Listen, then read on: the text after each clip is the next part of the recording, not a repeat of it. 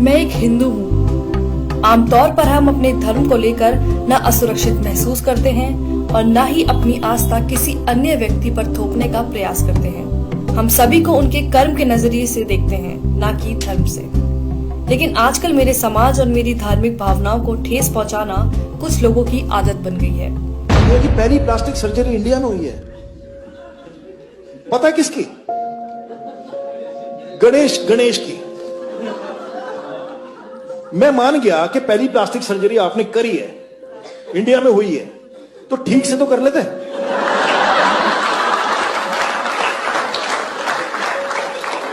इसको देख के तो यही लगता है कि गांजा फूक के नहीं करना चाहिए सर। क्या ये इन्हें किसी तरह से ज्यादा बुद्धिजीवी बनाता है? आपको ऐसे बहुत से वीडियो मिल जाएंगे जिसमें कॉमेडी के नाम पर लगातार हिंदू धर्म और हिंदू देवी देवताओं का मजाक उड़ाया जाता है। Indian women just celebrated Karwa Chauth, or as I like to call it, Karwa.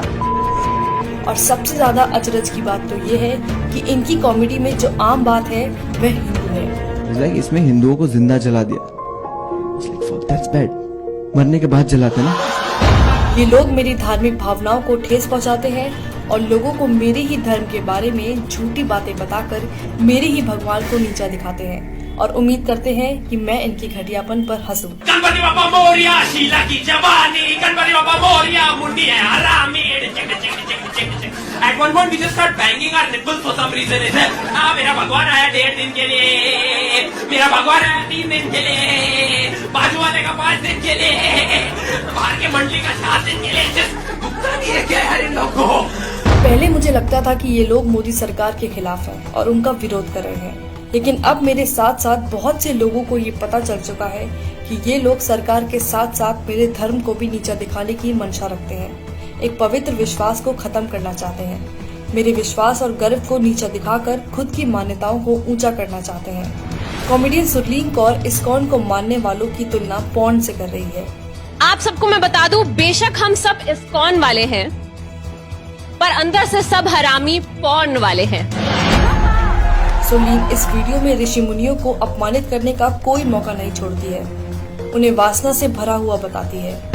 सबसे ध्यान लगा के जो चीज की जाती है वो है मेडिटेशन। मैं नहीं मानती, क्योंकि जितनी ध्यान लगा के हम फोन देखते हैं शायद कोई दूसरा काम करते होंगे। सुरलीन कहती हैं कि संस्कृत का इस्तेमाल करके ऋषि मुनियों ने अपने बड़े बड़े कांड छुपाए हैं। धन्य हो हमारे ऋषि मुनि जिन्होंने थोड़ी सी संस्कृत यूज करके अपने बड़े बड़े कांड छुपाए हैं। कामा ये सब सुनना किसी मानसिक उत्पीड़न से कम नहीं है।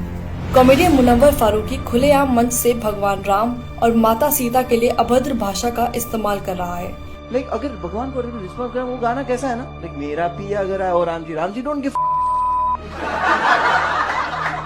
मेरा पिया घर है, राम जी लाइक मैं 14 साल से खुद घर नहीं गया। एंड अगर सीता ने सुन लिया तो वो तो डाउट करेगी। और सामने बैठे दर्शक बेशर्मों की तरह अपने ही भगवान पर हो रही अभद्रता पर हंस रहे हैं। इनके लिए कितना आसान है हिंदू देवी देवताओं का मजाक उड़ाना, लेकिन जब बात किसी और धर्म की आती है तो इनकी जुबान पर ताला लग जाता है। मुझे समझ नहीं आता कि इन लोगों को हिंदुत्व और मोदी सरकार एक दूसरे के पर्याय क्यों लगते हैं और राजनीतिक पार्टी का मजाक उड़ाने की आड़ में मेरे धर्म का मजाक क्यों बनाते हैं। मैंने तो नहीं देखा कि मेरे धर्म ने दुनिया में किसी को कभी भी हानि पहुंचाई हो।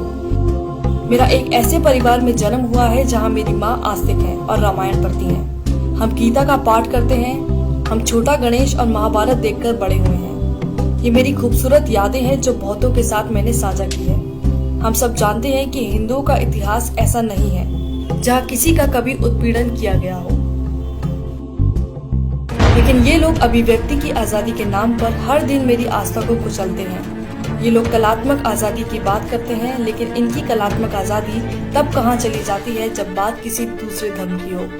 क्या केवल हिंदू देवी देवताओं का ही मजाक उड़ाना सेकुलरिज्म है? हमारे भगवान ने इंडिया से श्रीलंका ब्रिज बना दिया उस समय बिना LNT के। क्या अभिव्यक्ति की आजादी के अधीन केवल हिंदू देवी देवता ही आते हैं? क्या इन लोगों ने सिर्फ हिंदुओं की धार्मिक भावनाओं को ठेस पहुंचाने और हिंदू देवी देवताओं का अपमान करने का बीड़ा उठाया हुआ है?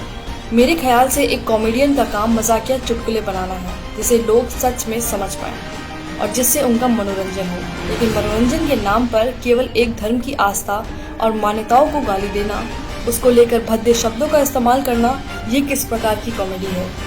और विडंबना की बात तो ये है कि ऐसा करने के बाद भी अंत में ये लोग हिंदुओं को ही असहिष्णु घोषित कर देते हैं।